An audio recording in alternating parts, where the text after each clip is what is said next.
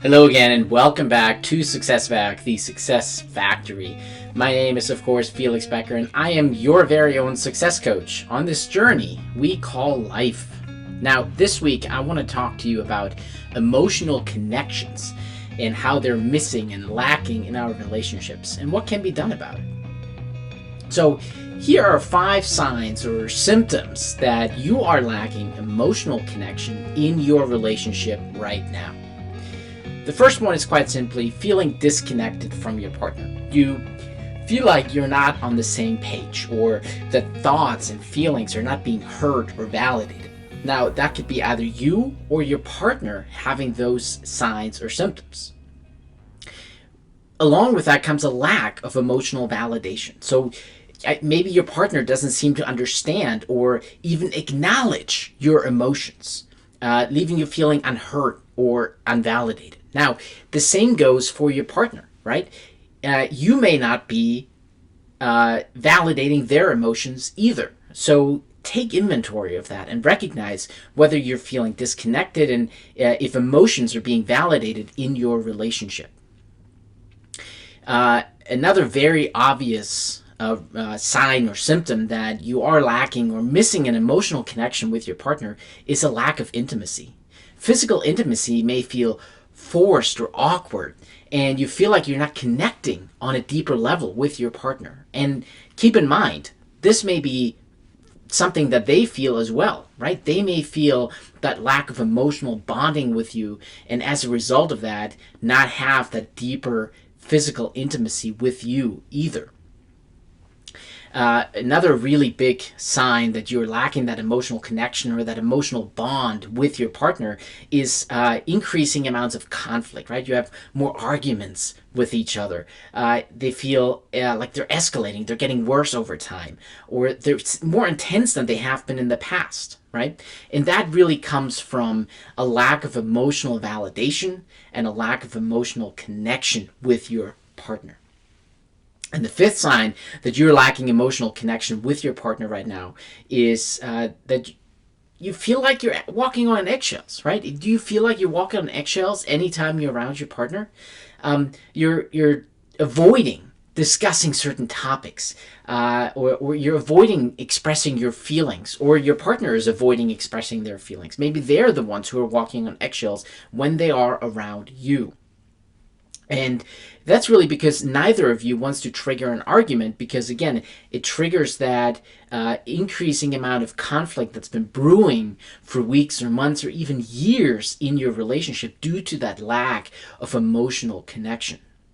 Now, these are the signs or symptoms that you may be experiencing right now, but where do they even come from? Why are you lacking that emotional connection with your partner? Where is that bond that you once had with them? Well, the first very obvious reason is a lack of effective communication.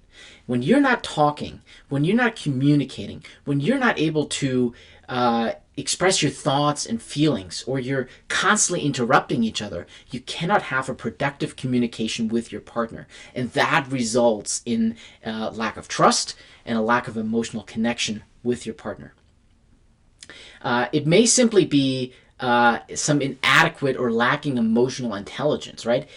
Maybe you or they are not aware of your emotions. If you're not aware of your emotions, how can you possibly be expressing them to your partner?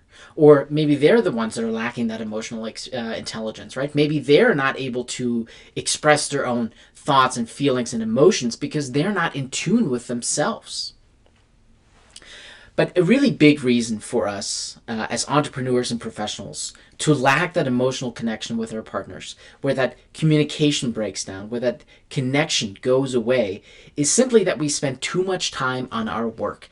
We spend too much time building our business or pouring our head into professional endeavors, right? If we spend 60, 70, 80 hours a week on work, we simply don't have the time to spend with our partners. And as a result, our bond breaks down. Our connection starts to go missing or lacking or breaking down with our partner. Because of that ineffective communication, you may also have unaddressed conflicts and as a result, resentments with your partner, right? Because of that because you haven't been spending the time with your partner, or they haven't been able to spend the time with you because they've been so busy doing other things, and you haven't been able to communicate effectively, well, there may be conflicts or resentments that have simply been unresolved. And because they have been unresolved, there's emotional conflict that's brewing, that's steeping, that's just waiting to explode, right? So that's really why I keep saying communication is so important with our partners. Having those open channels of discussion to really be able to be vulnerable and trust each other with our thoughts and feelings and emotions as well. Another big reason that I've come to find that leads to a lack of emotional connection, right, where our bonds start to break down, is simply different attachment styles or expectations from the relationship. That kind of goes back to a little bit to the love languages that you may have heard of before. But attachment styles can be anxious, for example, right? You may need constant validation from your partner that they're still there. It may be a more of a detached attachment style where you don't expect much from your partner, but they have an anxious attachment style and they want more from you. And so the different attachment styles can really lead to a breakdown in our emotional connection, because if we're not aware of what our own attachment style is and what that of our partner is, the same thing with the love languages, right? If we don't know what our love languages are and what our partner's love languages are, then we can't really communicate effectively and support each other in the relationship. But most importantly, as part of this episode, I want to throw out some tips and tricks, something actionable that you can do right now to create change for the better, to start creating that emotional connection again, to bond with your partner, to grow together again. The first thing, and probably the most important, is scheduling regular time with your partner. Put it on your calendar so you don't forget, because if it's not on your calendar, it's not going to happen. Schedule that us time, right? That time that you get to spend with your partner. Just the two of you, no kids, no work, no business, nothing of the sort. Just the two of you. Spend time together so you can communicate and connect again on a deeper level. When you're doing that, as I said before in the previous episode, you want to practice active listening. Now, again, active listening is not just hearing the words that your partner is saying, but also looking at what's in between the lines, right? What are their thoughts? What are their feelings? Where are they really coming from with what it is that they're saying? And that active listening takes some practice.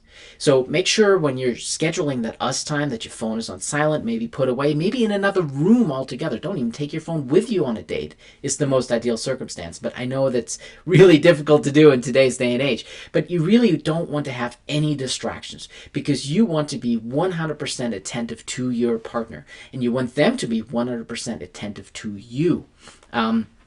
It's one thing that has frequently bothered me in my own relationships, for example, when my partner is constantly on her phone, even when we're having a conversation, right? It feels like they're not fully present with me at that time. So I make it a habit, even when I'm with around my kids, for example, to try to leave my phone in a different room so I don't have that distraction with me, so that I can practice active listening and be present for them.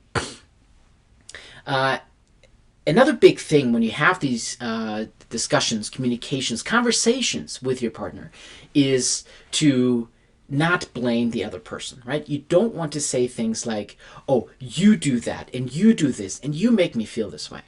You don't want to do that. Don't use you statements. Use I statements, right? I feel this way. I feel heard when. I feel better when. And also use we statements. So you want to talk in that first person, right? I feel better when we.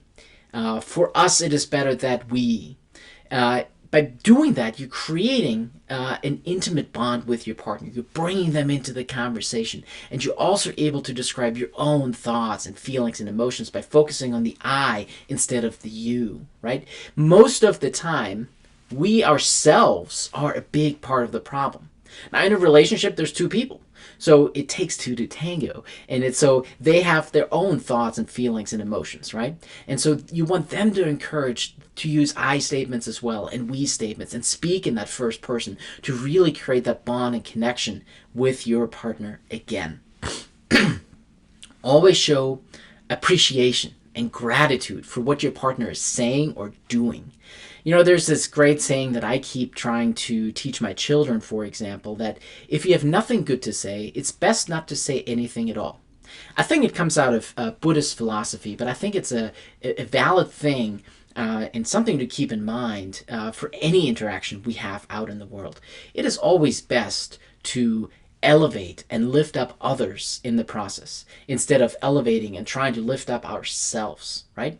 So always show appreciation and gratitude for even the little things that your partner is doing for you, right? Like, hey, honey, thanks for picking me up from work today. Hey, thanks for doing the laundry. That was really helpful. I really appreciate you in doing that. Thanks for doing the dishes after I cooked, right? That was a lot to clean up, and I really appreciate your efforts. Small things like that to show your gratitude and appreciation for what your partner is doing can go a long way to rebuilding trust and recreating the bond that you once had with your partner that you're trying to build again, right? That's what you're here for. That's why you're listening to this episode, because you're struggling with your relationship and you're trying to rebuild the things that you once had. Now, the last thing I will say in terms of an actionable tip or trick is somewhat difficult, but it is so important, and that is emotional validation. So it goes back to that active listening piece. You want to validate what your partner's thoughts and feelings and emotions are. So you can say things like, honey, what I'm hearing you say is, or I feel like what you're trying to convey here is a feeling of X, Y, and Z, right? And by doing that, you're validating the thoughts, feelings, and emotions, which again goes a long way towards building trust and intimacy and recreating that emotional connection that is currently lacking in your relationship, but that you need to get back in order to rebuild your bond, your partnership. Now, as before, if you want to go deeper on all of this, that's where the Love Forge program comes in. I've built the Love Forge program based on all the mistakes I have made myself in my previous relationships. And so if you're looking to go deeper, if you're looking to rebuild your relationship, reach out to me. There's a link in the description below. You can schedule a free 15-minute intro call to see how I can help you rebuild your relationship, to help you rebuild that partnership and recreate that bond that you are so lacking. Now, keep in mind, the Love Forge program is based on my own experience. It is based on coaching. It is not marriage counseling. It is not relationship counseling. It goes so much further.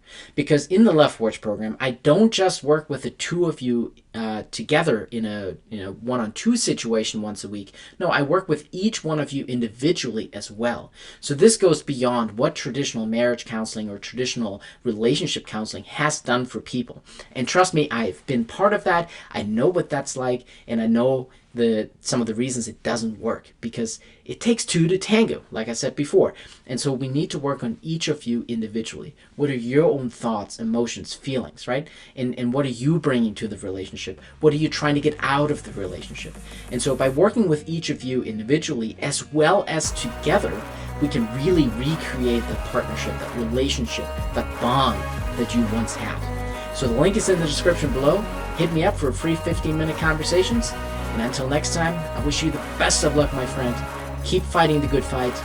Ciao.